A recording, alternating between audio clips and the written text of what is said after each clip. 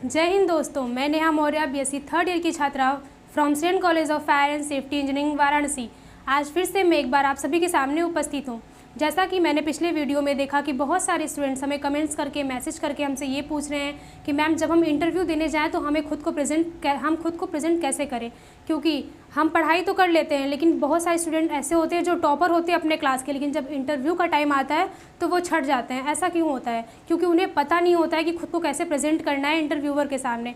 क्योंकि जब हम इंटरव्यू वाले रूम में एंटर करते हैं तभी से हमारा इंटरव्यू स्टार्ट हो जाता है। जो भी वहाँ पे बैठे होते हैं लोग वो हमें ऑब्जर्व करना स्टार्ट कर देते हैं। हमारा सबसे पहली बात तो ये होती है कि हमारा ड्रेसिंग सेंस कैसा है, क्योंकि 30% सिलेक्शन हमारे ड्रेसिंग सेंस से ही हो जाता है। जो लोग एक्सपीरियंस वाले हैं उन्हें इसका कोई इशू नहीं होता है, वो तो कर चुके हैं, उन्हें पता है कि हाँ हमें कैसे जाना है, कैसे बात करना है। लेकिन जो फ्रेशर स्टूडेंट्स हैं, अभी हमारे कॉलेज में जो पढ़ रहे हैं, फायर और सेफ्टी के स्टूडेंट जो हैं, उनके मन में ऐसे बहुत सारे सवाल होते हैं। तो पहले तो हम उनको ऑफलाइन ऐसा बताते थे, लेकिन आज हम सामने से ऑनलाइन सिखा रहे हैं ताकि और भी लोग, ज़्यादा से ज़्यादा लोग हमको देख सकें और हमारी बातों को सुन सकें और सीख सकें। तो आज हम बात करेंगे कि इंटरव्यू में कैसे खुद को प्रेजेंट करना है, या फिर क्या तरीका होता है एंटर करने का, ड्रेसिंग सेंस कैसा होना चाहिए, या फिर बात कैसे करना है। तो ये सब कुछ आज हम जानेंगे। तो आइए देखते हैं। सबसे पहले चीज़ क्या होता है, हमारा ड्रेसिंग सेंस कैसा होता है। तो फॉर द मेन, यानी कि बॉयज़ जब भी जा रहे हैं इंटरव्यू देने तो उनका ड्रेसिंग सेंस कैसा होना चाहिए, उन्हें ट्राई करना चाहिए कम्प्लीटली कि वो फॉर्मल लुक में जाएँ। फॉर्मल लुक में भी मतलब कलर का चयन करना बहुत मुश्किल होता है उनके लिए। कोई ब्लैक पहन के चला गया, कोई ग्रीन पहन के चला गया, ऐसा नहीं करना चाहिए। मतलब ऐसा सोचना चाहिए कि हम ज़्यादा से ज़्यादा लाइट कलर का यूज़ करें। जैसा कि आप यहाँ पे देख रहे हैं, स्काई ब्लू कलर का शर्ट है जो कि हमारे कॉलेज में ही हमें ऐसा प्रोवाइड किया जाता है, और नेवी ब्लू कलर का हमारा पैंट होना चाहिए। और हमारा ट्राई करना चाहिए कि हम सेफ्टी शूज़ पहन के जाएं, क्योंकि हम सेफ्टी के लिए इंटरव्यू देने जा रहे हैं। तो अगर हम पहले से सेफ्टी शूज़ पहन के जाएंगे तो जो वहाँ पर इंटरव्यूअर है उसको देख के ये बहुत अच्छा लगेगा कि सेफ्टी के लिए आया है इंटरव्यू देने और पहले से सेफ्टी शूज़ पहन के आ रहा है। यानी मतलब उसको ये लगेगा कि ये पहले से ही सेफ्टी की चीज़ों को फॉलो कर रहा है। तो अगर ये हमारी कंपनी में आएगा तो और भी ज़्यादा प्रायोरिटी देगा सेफ्टी को लेके। तो आप उन्हें अपनापन फील होगा और जल्द से जल्द वो आपको जल्दी एब्जॉर्ब करेंगे आपको, और आपको एक अच्छे वे में देखेंगे। जैसा कि आप देख रहे हैं यहाँ पे एकदम पूरा फॉर्मल लुक होना चाहिए। सेफ्टी शूज़ के साथ जाएं, आप ट्राई करिए। उसके बाद हम देखेंगे, और जैसा कि आप देख रहे हैं यहाँ पर ये टाई लगा के गया है वो इंसान, ऐसा नहीं करना चाहिए, ज़्यादा ओवर हो जाता है। टाई कोट ये सब नहीं यूज़ करना चाहिए, क्योंकि आप फ्रेशर हो, आप इंटरव्यू के लिए जा रहे हो। आप ट्राई करो कि सिर्फ एक लाइट कलर का शर्ट होना चाहिए, लाइक स्काई ब्लू या फिर वाइट, और नेवी ब्लू कलर का पैंट होना चाहिए विद सेफ्टी शूज़। और ये जब आप बेल्ट लगाते हो तो ये भी बहुत मायने रखता है कि जो आपके बेल्ट का कलर है वो आपके शूज़ के कलर से मैच करना चाहिए। आप कोई ऐसे बहुत ज़्यादा ओवर कलर का यूज़ नहीं करिए, ऐसे रेड ग्रीन ये सब कलर यूज़ नहीं करना चाहिए आपको, ये बहुत मायने रखता है। बात करें अगर गर्ल्स की, अगर गर्ल्स जा रही है इंटरव्यू देने तो उनका क्या तरीका होना चाहिए, तो उन्हें भी ट्राई करना चाहिए कि वो भी ऐसे ही फॉर्मल लुक में जाएँ। साड़ी सूट ये सब बहुत ज़्यादा ओवर हो जाता है। अगर उनके पास फॉर्मल ड्रेस नहीं है तो वो एक सिंपल सा सूट कैरी कर सकती हैं। बाकी मेकअप वगैरह ऐसा बिल्कुल कुछ भी नहीं करना चाहिए जो कि फेस पे दिखे। आप इंटरव्यू के लिए जा रहे हो, आप वहाँ पे काम करने के पर्पज़ से जा रहे हो, तो ये साड़ी वगैरह ये सब बहुत ओवर हो जाएगा। इसलिए आप ट्राई करिए, क्योंकि आप कंपनी में जब जॉब करने जाएंगे तो भी आपको फॉर्मल लुक में ही काम करना होगा, शर्ट और पैंट में। तो आप ट्राई करिए कि आप इंटरव्यू देने जाएँ तो भी शर्ट और पैंट ही कैरी करें।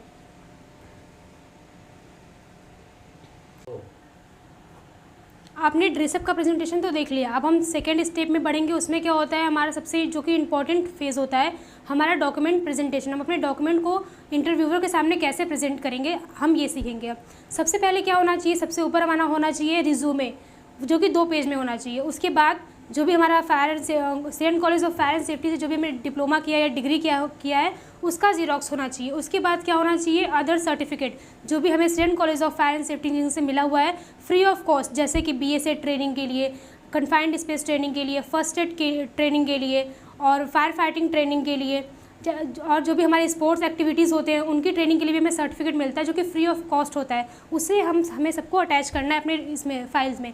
उसके बाद हमारा 10th का मार्कशीट, 12th का मार्कशीट होना चाहिए, आधार कार्ड होना चाहिए, ड्राइविंग लाइसेंस होना चाहिए, अगर पेन कार्ड है तो वो भी आप कर सकते हो। और सबसे इम्पॉर्टेंट क्या होता है कि हमें हमारे कॉलेज में कंप्यूटर की ट्रेनिंग भी दी जाती है। आप वो भी बहुत इंपॉर्टेंट होता है सेफ्टी के फील्ड में, क्योंकि अगर आप सेफ्टी के फील्ड में हो तो आपको कंप्यूटर की नॉलेज होनी चाहिए, जो कि हमें हमारे कॉलेज में फ्री ऑफ कॉस्ट सिखाया जाता है। उसका भी हमें सर्टिफिकेट प्रोवाइड किया जाता है, वो भी हमें अपने इस फाइल में अटैच करना है। वो बहुत ही मस्ट होता है, जिसे आप डिप्लोमा डिग्री के बाद लगा सकते हो। उसके बाद हम जानेंगे कि हमारा जो रिज्यूमे होना चाहिए वो कैसा होना चाहिए। फ्रेशर अगर आप हैं तो ट्राई करिए कि आपका रिज्यूमे सिर्फ 2 पेज में ही होना चाहिए। सबसे पहले क्या होना चाहिए, यहाँ पर आप अपना पर्सनल डिटेल लिखेंगे। उसके बाद बहुत लोग यहाँ पे साइड में अपना फ़ोटो लगा देते हैं। फ़ोटो हमें नहीं लगाना चाहिए, ट्राई करिए कि आप फ़ोटो को अवॉइड करिए, क्योंकि फ़ोटो से हमें जज कर लिया जाता है कि हमारा नॉलेज कैसा होगा या फिर हमें कितना से पता होगा उस फील्ड के बारे में, क्योंकि हम दिखते कुछ और हैं, होते कुछ और हैं। कई बार फ़ोटोज़ मतलब सही नहीं आते हैं, तो आप ट्राई करिए कि आप फ़ोटोज़ को अवॉइड करिए, फ़ोटोज़ नहीं लगाइए। उसके बाद क्या होता है, हमारा करियर ऑब्जेक्टिव है, यानी कि हमारा क्या गोल है इन फ्यूचर, वो हमें लिखना होता है। उसके बाद होता है टेक्निकल क्वालिफिकेशन, यानी कि जो भी हमारा कॉलेज से, Asian college of fire and safety से जो भी हमने डिग्री लिया है या फिर डिप्लोमा लिया है, जो भी हमने कोर्स किया है, उसके बारे में हमें पूरा मेंशन करना होता है। उसके बाद होता है क्या, एजुकेशन क्वालिफिकेशन, जो भी हमने इसके पहले की पढ़ाई की हुई है, 10th 12th या फिर बहुत लोग और भी ग्रेजुएशन वगैरह करते हैं, तो वो भी आप लगा सकते हैं। उसके बाद होता है अदर सर्टिफिकेट, जैसा कि मैंने बताया अभी, अदर सर्टिफिकेट जो भी BA-SET की ट्रेनिंग के लिए मिलता है, हमें कन्फाइंड स्पेस ट्रेनिंग के लिए मिलता है, और हमारे कॉलेज में जो होता है एक्यूप्रेशर की ट्रेनिंग भी हमें दी जाती है, जो कि 2 से 3 दिन तक चलता है, जो वो भी फ्री ऑफ कॉस्ट होता है, तो उसका भी हम यहाँ पे मेंशन कर सकते हैं। और उसके बाद हमारा अचीवमेंट, यानी कि जैसे कि कॉलेज की तरफ से हमें भेजा जाता है दूसरे कॉलेजेस में ट्रेनिंग देने के लिए, या फिर कहीं और भी जगह पे जहाँ के एम्प्लॉयज़ को हम ट्रेनिंग देने जाते हैं, जो भी हमारे टीचर्स हमें ट्रेनिंग के लिए भेजते हैं, तो उसका भी हम यहाँ पर लगाएंगे, पूरा उस जगह के बारे में और जो भी हमने ट्रेनिंग दिया उसके बारे में पूरा मेंशन करेंगे। जैसे कि यहाँ पे आप देख सकते हैं कि लाल बहादुर शास्त्री इंटरनेशनल एयरपोर्ट पर एक स्टूडेंट गए थे ट्रेनिंग के लिए, तो उनका उन्होंने अपना मेंशन किया हुआ है। सेकेंड, उन्होंने जाइजिन कंपनी में भी ट्रेनिंग दिया हुआ है, जो कि जौनपुर में है, उसका भी उन्होंने मेंशन किया हुआ है। नेक्स्ट आता है इंडस्ट्रियल ट्रेनिंग, यानी कि हमने कहाँ कहाँ विजिट किया है एज अ ट्रेनिंग, हमने कहाँ ट्रेनिंग लिया है। तो जैसे कि इन्होंने लिया हुआ है हिंदुस्तान उर्वरक में, जो कि गोरखपुर में है, वहाँ पे वो गए हैं।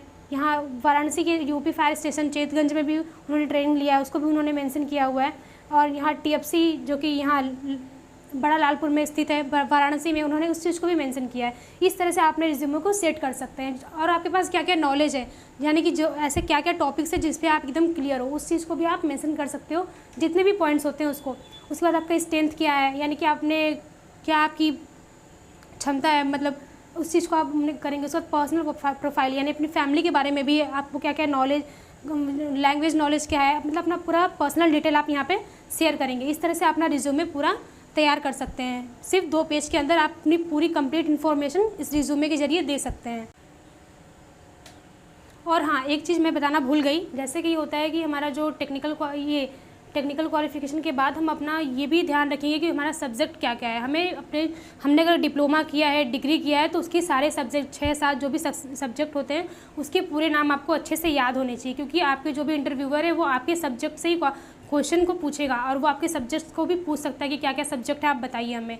फिर आपके सब्जेक्ट जानने के बाद वो उसी सब्जेक्ट के अंदर से आपके क्वेश्चन उठाएंगे।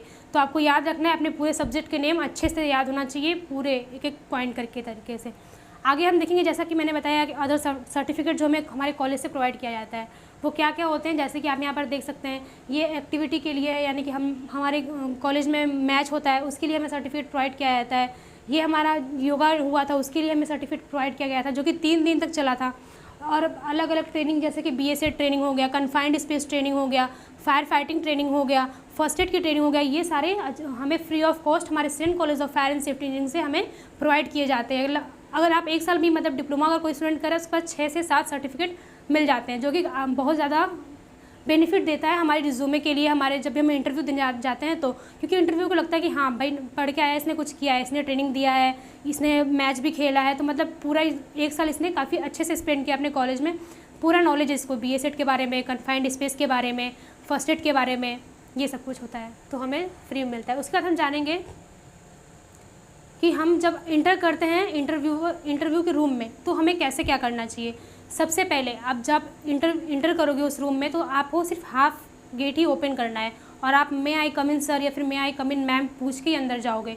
उसके बाद आपके फेस पर हल्की सी स्माइल रहनी चाहिए, बहुत ज़्यादा हंसना नहीं है, बहुत ज़्यादा नर्वस भी नहीं होना है, हल्की सी स्माइल के साथ आप एंटर करोगे। और जाने के बाद आप चेयर के पास खड़े रहोगे, और चेयर आप याद रखिए कि जहाँ पे चेयर है आप उसके दाहिने साइड खड़े होंगे हमेशा, और अगर चेयर बीच में है तो आप उसके ठीक पीछे खड़े होंगे। और आप तब तक नहीं बैठेंगे जब तक आपको बैठने के लिए कहा नहीं जाएगा। बहुत सारे लोग होते हैं, जाते हैं, एंटर करते हैं, तुरंत जाकर चेयर पर बैठ जाते हैं, ऐसा नहीं करना चाहिए।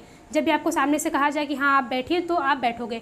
उसके बाद क्या होता है कि हमें अपना रिज्यूमे यानी कि हमारा जो फाइल होता है हमें वो प्रेजेंट करना होता है। आप ट्राई करिए कि आप ट्रांसपेरेंट फाइल को लेके जाइए, और जब भी आप फाइल को दे रहे हो तो हमेशा खड़े होकर के, ये नहीं कि आप गए बैठ गए उसके बाद आप फाइल दे रहे हो, ये कोई से तरीका नहीं हुआ।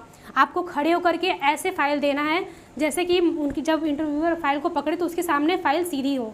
आप अपनी तरफ से उल्टा करके दोगे और उनके सामने जब वो अपने हाथ में फाइल पकड़े तो सीधा उनके हाथ में फाइल, ताकि उनको घुमाना ना पड़े, मोड़ना ना पड़े, उनके लिए ईजी रहे, तो जो कि उनको काफ़ी अच्छा लगेगा और चीज़ें उलझेंगी नहीं, अच्छे तरीके से हो जाएंगी एक ईजी वे में। उसके बाद हम जानेंगे कि हमारा क्या क्या क्वेश्चन आंसर सेफ्टी के बारे में पूछे जाते हैं। ये क्लिप बहुत बड़ा हो जाता है, इसलिए हमने एक शॉर्ट वीडियोस बनाए हैं, जो कि मैं आपको अगले वीडियो में बताऊंगी कि हमारा क्या क्या होता है। हमारे पास एक पूरा सीरीज़ है 100 क्वेश्चन का, मैं आपको सारे क्वेश्चन भी बताऊंगी, उसके आंसर्स भी बताऊंगी कि क्या क्या कैसे कैसे जो कॉमन क्वेश्चन होते हैं जो कि इंटरव्यू में पूछे जा सकते हैं, वो मैं आपको बताऊँगी अगले वीडियो में। जैसे कि सेफ्टी क्या होता है, हॉट वर्क परमिट क्या होता है, वर्क एट हाइट क्या होता है, कोल्ड वर्क परमिट क्या होता है, कन्फाइंड स्पेस क्या होता है, परमिट कितने प्रकार के होते हैं, ऐसे बहुत सारे क्वेश्चन होते हैं जो कि कॉमन होते हैं, इंटरव्यू में पूछे जा सकते हैं। वो मैं आपको अगले वीडियो में बताऊंगी। तब तक के लिए थैंक यू।